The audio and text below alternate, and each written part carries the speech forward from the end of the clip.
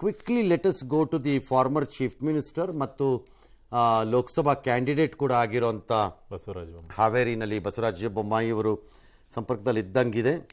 Okay, thank you. ನಮ್ಮನ್ನು ಈ ಹೊತ್ತಲ್ಲಿ ಸೇರ್ಕೊಂಡಿರೋದಕ್ಕೆ ತಾವು ಅಫ್ಕೋರ್ಸ್ ಕ್ಯಾಂಡಿಡೇಟ್ ನೀವು ಪ್ಲಸ್ ನಿಮ್ಮ ಪಕ್ಷದ ಭವಿಷ್ಯ ಎರಡೂ ಅಡಗಿದೆ. ಬಟ್ ಈಗ ಬರ್ತಾ ಇರೋ figures naturally must have made you happy ಅಲ್ಲ? ಖಂಡಿತವಾಗಿಯೂ ನಾಟ್ ಓನ್ಲಿ ಹ್ಯಾಪಿ, ನಮ್ಮ ನಿರೀಕ್ಷೆ ತಕ್ಕಾಗಿ ಬರ್ತಾ ಇದೆ ಅನ್ನುವಂಥ ಒಂದು ಸಮಾಧಾನವೂ ಕೂಡ ಇದೆ. ನಿಮ್ಮ ನಿರೀಕ್ಷೆ ಕಾಂಗ್ರೆಸ್ಸು ಡಬಲ್ ಡಿಜಿಟನ್ನು ಕ್ರಾಸ್ ಆಗಲ್ಲ ಅನ್ಸೋಕ್ಕೆ ಕಾರಣ ಏನು? ಬಿಕಾಸ್ ಅವ್ರು ಎಲ್ಲ ಮಾಡಿದ್ದಾರೆ, ಯೋಜನೆ ಕೊಟ್ಟರು, ಹೆಣ್ಣು ಮಕ್ಳಿಗೆ ಸಪೋರ್ಟ್ ಮಾಡಿದ್ರು, ಮೊನ್ನೆ ಅಸೆಂಬ್ಲಿಲಿ ಚೆನ್ನಾಗೇ ಗೆದ್ದರು, ಎಲ್ಲ ಆಯಿತು. ಆದರೂ ಯಾಕೆ ಹೀಗೆ? ನೋಡಿ, ಮೊಟ್ಟ ಮೊದಲನೇದಾಗಿ ಕರ್ನಾಟಕದ ಜನ ದೇಶದ ಭವಿಷ್ಯಕ್ಕಾಗಿ ಮತವನ್ನು ಹಾಕ್ತಾ ಇದ್ದಾರೆ ಅನ್ನುವಂಥದ್ದು ಭಾಳ ಸ್ಪಷ್ಟತೆ ಕರ್ನಾಟಕ ಜನರಲ್ಲಿದೆ.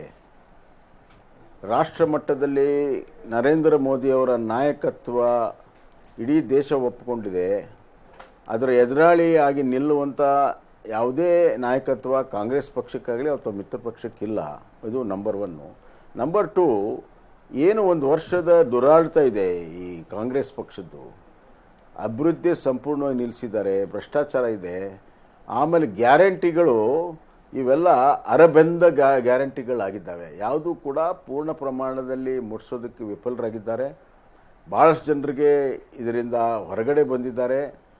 ಯಾರಿಗೂ ಕೂಡ ಸಂಪೂರ್ಣವಾಗಿ ಗ್ಯಾರಂಟಿ ಮುಟ್ಟಿಲ್ಲ. ಮತ್ತು ಈ 2,000 ರೂಪಾಯಿ ಕೊಟ್ಟ ತಕ್ಷಣವೇ ಬಡತನ ನಿರ್ಮೂಲನೆ ಆಗ್ತದೆ ಅಥವಾ ಎಲ್ಲ ಸಮಸ್ಯೆಗಳ ಬಗೆಹರಿತದೆ ಅನ್ನೋ ರೀತಿಯಲ್ಲಿ ಕಾಂಗ್ರೆಸ್ ನಾಯಕರು ಏನು ಮಾತಾಡ್ತಾ ಇದ್ದಾರೆ, ಅದು ಸಾಮಾನ್ಯ ಜನರ ಸ್ಥಾನದಿಂದ ನೋಡಿದಾಗ 2,000 ರೂಪಾಯಿ ಇದು ನಮ್ಮ ಹೆಣ್ಣು ಮಕ್ಕಳು ಗಳಿಸುವಂಥ 4 ದಿವಸದ ಸಂಬಳ, ತಿಂಗಳಲ್ಲಿ 4 ದಿವಸದ ಸಂಬಳ. ಹೀಗಾಗಿ ಇವತ್ತು ಅದರ ಪರಿಣಾಮ, ಅದರ ಒಂದು ಏನು ಒಂದು 4-5 ತಿಂಗಳಲ್ಲಿ ಅದನ್ನು ಅರ್ಥ ಮಾಡ್ಕೊಂಡಿದ್ದಾರೆ. ಮತ್ತು ಹೆಣ್ಣು ಮಕ್ಕಳ ಪ್ರಾಣವೇ ಸುರಕ್ಷಿತ ಇಲ್ಲ ಅನ್ನುವಂಥ ವಾತಾವರಣ ರಾಜ್ಯದಲ್ಲಿದ್ದಾಗ ನೀವು ಕೊಡುವಂಥ 2,000 ಮುಖ್ಯನೋ ನಮ್ಮ ಮಾನ ಪ್ರಾಣ ಉಳಿಸೋದು ಮುಖ್ಯನೋ ಅನ್ನುವಂಥ ಒಂದು ದೊಡ್ಡ ಚರ್ಚೆ ಇವತ್ತು ನಮ್ಮ ಸ್ತ್ರೀ ಸಮೂಹದಲ್ಲಿ ಇದ್ದಿದ್ದರಿಂದ ಅವ್ರು ಏನು ನಿರೀಕ್ಷೆ ಮಾಡಿದರು, ದೊಡ್ಡ ಪ್ರಮಾಣದಲ್ಲಿ ಹೆಣ್ಮಕ್ಳು ನಮ್ಮ ಮತವನ್ನು ಹಾಕ್ತೇವೆ ಅಂತ ನಿರೀಕ್ಷೆ ಹುಸಿಯಾಗಿದೆ. ಹಾಗಾದರೆ ಮೋದಿ ಮತ್ತು ಕಾಂಗ್ರೆಸ್ಸಿನ ಈ 1 ವರ್ಷದ ಆಡಳಿತ ಬಸವರಾಜ ಬೊಮ್ಮಾಯಿಯವ್ರನ್ನೂ ನದಿ ದಾಟಿಸಿರ್ಬೇಕೇನೋ ಹಾವೇರಿನಲ್ಲಿ? ಅದು ನೀವೇ ಎಕ್ಸಿಟ್ ಪೋಲಲ್ಲಿ ಅದನ್ನು ನೀವೇ ಹೇಳ್ಬೇಕು ನನಗೆ. ಅಲ್ಲಲ್ಲ, ನಿಮಗಿನ್ನ ಹೆಚ್ಚಿನ ಮಾಹಿತಿ ಬೇರೆ. ಈಗ ಎಂ ಬಿ ಪಾಟೀಲ್ ಹೇಳ್ತಾ ಇದ್ರು ವಿಜಯಪುರದಲ್ಲಿ ನಾನು 100% ಗೆಲ್ತೀನಿ. ನನಗೆ ವಿಶ್ವಾಸ ಇದೆ. ಹಾಗಿದ್ರೆ ನಿಮ್ಮ ಲೆಕ್ಕಾಚಾರದಲ್ಲಿ ಇದು ಅರೆಬೆಂದ ಗ್ಯಾರಂಟಿ, ನಾನು ಹೇಳ್ತೀನಿ, ಹೆಣ್ಮಕ್ಳಿಗೆ ಇಷ್ಟ ಆಗಿಲ್ಲ ಅನ್ನೋದಾದರೆ ಯು ಥಿಂಕ್ ಈ ಗ್ಯಾರಂಟಿಗಳು ಎ ವೇಸ್ಟ್ಫುಲ್ ಅನ್ನೆಸೆಸರಿ ಎಕ್ಸರ್ಸೈಸ್? ಹಾಗಾದರೆ ಅದು ಲಾಭನೇ ಆಗಲ್ಲ, ಅದು ನಡೆಯಲ್ಲ ಮುಂದಕ್ಕದು ಅಂತ ನಾನು ಲೆಕ್ಕಾಚಾರ ನಿಮ್ಮದು? ಈಗ ನೋಡಿ, ಈ ಥರದ ಹಣವನ್ನು ಕೊಡೋದೇನು ಹೊಸದೇ ಇರಲ್ಲ. ಸಂಧ್ಯಾ ಸುರಕ್ಷಾ, ವೃದ್ಧಾಪ್ಯ ವೇತನ, ವಿಧವಾ ವೇತನ ಮೊದಲಿಂದನೂ ಕೂಡ ಇದೆ. ಪವರ್ ನಾವು ಫ್ರೀ ಕೊಡುವಂಥದ್ದು, ಭಾಗ್ಯ ಜ್ಯೋತಿ, ಕುಟೀರ ಜ್ಯೋತಿ, ರೈತರ ಪಂಪ್ಶೆಟ್ಗಳಿಗೆ ಪುಕ್ಕಟ್ಟೆ, ಈ ಥರ ಇದ್ದೇ. ಅದನ್ನು ಕೊಟ್ಟಂಥ ಸರ್ಕಾರಗಳ ವಿರುದ್ಧ ಜನ ಓಟ್ ಹಾಕಿದ್ದಾರೆ. ಅದರ ಯುಟಿಲಿಟಿ ಒಂದು ಹಂತದಲ್ಲಿ ಆದರೆ ಇನ್ನೊಂದು ಹಂತದಲ್ಲಿ ಅವರ ನಿರೀಕ್ಷೆ ಹೆಚ್ಚಾಗ್ತದೆ. ಎಲ್ಲಕ್ಕಿಂತ ಅವರ ಬದುಕಿಗೆ ಒಂದು ಶಾಶ್ವತವಾಗಿರುವಂಥ ಒಂದು ಆರ್ಥಿಕ ಚಟುವಟಿಕೆಗಳಿಗೆ ಅನುಕೂಲ ಮಾಡಿಕೊಡ್ಬೇಕು ಅನ್ನುವಂಥದ್ದು ಒಂದು. ಎರಡನೇದು ಅವರ ಸುರಕ್ಷತೆ, ಅವರ ಮಕ್ಕಳ ಸುರಕ್ಷತೆ. ಇವತ್ತು ಶಿಕ್ಷಣಕ್ಕೆ ಒಂದು ಒಳ್ಳೆಯ ಶಿಕ್ಷಣ ಕೊಡೋಕ್ಕೆ ಇವ್ರಿಗೆ ಆಗ್ತಾಯಿಲ್ಲ.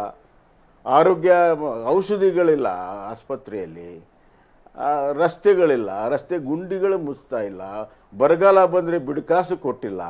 ಈ ಸರ್ಕಾರ ಇದ್ದು ಇಲ್ಲದಂತಾಗಿದೆ ಅನ್ನುವಂಥದ್ದು ಭಾಳ ಸ್ಪಷ್ಟವಾಗಿದೆ. ತಳ ಹಂತದಲ್ಲಿ ಕಾಂಗ್ರೆಸ್ನವ್ರು ನೋಡೋಕ್ಕೆ ತಾರಿಲ್ಲ. ಬರೀ ಅಡ್ವರ್ಟೈಸ್ಮೆಂಟಲ್ಲಿನೇ ನಾವು ಚುನಾವಣೆನ ಗೆಲ್ತೀವಿ ಅನ್ನೋದಕ್ಕೆ ಕಾಂಗ್ರೆಸ್ಗೆ ಜನ ತಕ್ಕ ಪಾಠ ಕಲಿಸಿದ್ದಾರೆ. ಲಾಸ್ಟ್ ಕ್ಯೂರಿಯಸ್ ಕ್ವಶನ್ ಇದೆ. ಗ್ಯಾರಂಟಿಗಳನ್ನು ಜನ ಅಸೆಂಬ್ಲಿನಲ್ಲಿ ನಂಬಿದ್ರು, ಕಾಂಗ್ರೆಸ್ಗೆ ಒಂದಿಷ್ಟು ಮತವನ್ನು ಹಾಕಿದ್ರು. ಆದರೆ ಅದೇ ಅಸೆಂಬ್ಲಿ ಚುನಾವಣೆಯಲ್ಲಿ ಮೋದಿನ ಒಪ್ಪಲಿಲ್ಲ.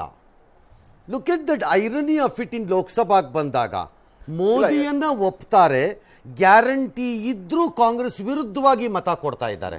How is it possible? ಹೌದು, ಇಲ್ಲ, ಜನ ಭಾಳ ಬುದ್ಧಿವಂತರಿದ್ದಾರೆ. ಇದು ರಾಷ್ಟ್ರೀಯ ಚುನಾವಣೆ. ಇವತ್ತು ಮೋದಿ ಈ ರಾಷ್ಟ್ರಕ್ಕೆ ಇರಲೇಬೇಕು ಅನ್ನುವಂಥ ಹಂಬಲ ಎಲ್ಲದಕ್ಕಿಂತ ದೊಡ್ಡದಾಗಿದ್ದರಿಂದ ಇಡೀ ದೇಶದಲ್ಲಿ, ಕರ್ನಾಟಕದಲ್ಲಿ ಇವತ್ತು ಆ ಗ್ಯಾರಂಟಿಗಳನ್ನು ಲೆಕ್ಕಿಸದೆ ಇವತ್ತು ಮತವನ್ನು ಕೊಟ್ಟಿದ್ದಾರೆ. ವಿಧಾನಸಭೆ ಚುನಾವಣೆಯಲ್ಲಿ ಒಂದು ಗ್ಯಾರಂಟಿಗಳ ಆಸೆ, ಇನ್ನೊಂದು ಅಪಪ್ರಚಾರ ಏನು ಮಾಡಿದ್ರು ಅದನ್ನು ಜನ ನಂಬಿದರು, ಮತ್ತು ಕೆಲವು ಕೊರತೆಗಳು ನಮ್ಮಿಂದನೂ ಕೂಡ ಆಗಿದೆ ಅನ್ನೋದನ್ನು ನಾನು ಒಪ್ಕೊಳ್ಳೋಕೆ ತಯಾರಿದ್ದೀನಿ. ಆಲ್ ರೈಟ್, ಎಕ್ಸಿಟ್ ಪೋಲ್ನ ಫಲಿತಾಂಶ 4ನೇ ತಾರೀಕು ಸಾಬೀತಾಗತ್ತೆ. ಆ ನಂತರ ನಿಮ್ಮ ಜೊತೆ ಮಾತಾಡ್ತೀವಿ. ನಿಮಗೂ ಒಳ್ಳೇದಾಗಲಿ, ನಿಮಗೆಲ್ಲ ದೊಡ್ಡ ಜವಾಬ್ದಾರಿ ಇರುತ್ತೇನೋ ಡೆಲ್ಲಿನಲ್ಲಿ ಅಂತ ನಮ್ಮ ಆಸೆ. ಆ ಮೂಲಕ ನೋಡೋಣ ಏನಾಗತ್ತೆ ಅಂತ. Thank you, so nice of you sir. ಈಗ ಬರ್ತಾ ಇರೋ ಸುದ್ದಿಗಳಲ್ಲಿ ಭಾಳ ವಿಚಿತ್ರವಾಗಿ ನನಗೆ ಕಾಣಿಸ್ತಾ ಇರೋಂಥದ್ದು, ಅಥವಾ ಆಶ್ಚರ್ಯವಾಗ್ತಾ ಇಲ್ಲ ನನಗೆ, ತಮಿಳುನಾಡಿನಲ್ಲಿ ಖಾತೆ ತೆಗಿಬೋದು NDA ಆರ್ ಇವನ್ BJP. NDA ಅಲ್ಲ, BJP. NDA ತೆಗಿಬೋದು, BJP. ಮೋರ್ ಶಾಕಿಂಗ್ ಆಗಿ ನನಗೆ ಎಕ್ಸಿಟ್ ಪೋಲ್ಸಲ್ಲಿ ಕಾಣಿಸ್ತಾ ಇರೋದು ಕೇರಳದಲ್ಲಿ ಖಾತೆ ತೆಗಿಬೋದು ಅಂತ ಹೇಳ್ತಿದ್ದಾರಂತೆ. ನನ್ಗೆ ಗೊತ್ತಿಲ್ಲ ಅದು ನಿಜವಾಗ್ಲೂ ತೆಗಿಯಕ್ಕಾಗತ್ತೋ ಆಗಲ್ವೋ ಅವ್ರಿಗೆ. ಪಶ್ಚಿಮ ಬಂಗಾಳದಲ್ಲೂ ಜಾಸ್ತಿ ಪಶ್ಚಿಮ ಬಂಗಾಳದಲ್ಲಾದ್ರೂ ಆಗ್ಲೇ ಪೆನಿಟ್ರೇಟ್ ಆಗಿತ್ತು BJP. ನನಗೆ ಅದು ಆಶ್ಚರ್ಯ ಆಗಲ್ಲ. ಇಲ್ಲ, ಆಗತ್ತೆ. ಒಂದು ವೇಳೆ ಖಾತೆ ತೆಗಿಲಿಲ್ಲ ಅಂತಾನು ಇಟ್ಕೊಳ್ಳೋಣ ಬೇಕಾದ್ರೆ. ಎಕ್ಸಿಟ್ ಪೋಲ್ ಅಲ್ಲಿ ಇವ್ರು ತೆಗಿಬೋದು ಅನ್ನೋ ಭಾವನೆ ಮೂಡಿಸುವ ಪರಿಸ್ಥಿತಿ ತಮಿಳುನಾಡು ಕೇರಳ ಸೃಷ್ಟಿಯಾಗಿದೆ ಅಂದ್ರೆ ಅದು ನನಗೆ ಆಶ್ಚರ್ಯನೇ. ಹೊಸ ಬೆಳವಣಿಗೆಗಳ ನನಗೆ ಅದು ಆಶ್ಚರ್ಯ. ಅವ್ರು ತೆಗಿಲೇದೇ ಇರ್ಬೋದು ಖಾತೆ, ಬಟ್ ಎಕ್ಸಿಟ್ ಪೋಲ್ಗಳಿಗೆ ಹೋದಾಗ ಜನ BJP ತೆಗಿಬಹುದು ಎನ್ನ ಭಾವನೆಯನ್ನ ಮೂಡಿಸಬಹುದಾದಂತಹ ಸ್ಥಿತಿ ಆ ರಾಜ್ಯಗಳಲ್ಲಿ ನಿರ್ಮಾಣ ಆಗಿದೆ ಅಂದ್ರೆ that again is an amazing thing ನನ್ನ ಪ್ರಕಾರ. ನನಗೆ ಅಟ್ಲೀಸ್ಟ್, ಅಂದ್ರೆ ಒಂದು ಪೊಲಿಟಿಕಲಿ ವಾಚ್ ಮಾಡೋರಿಗೆ. ಗೊತ್ತಿಲ್ಲ ಭಾರತದ ಜನ ಯಾರ್ಯಾರಿಗೆ ಯಾವ್ಯಾವ ಸಂದೇಶ ಇಟ್ಟಿದ್ದಾರೋ.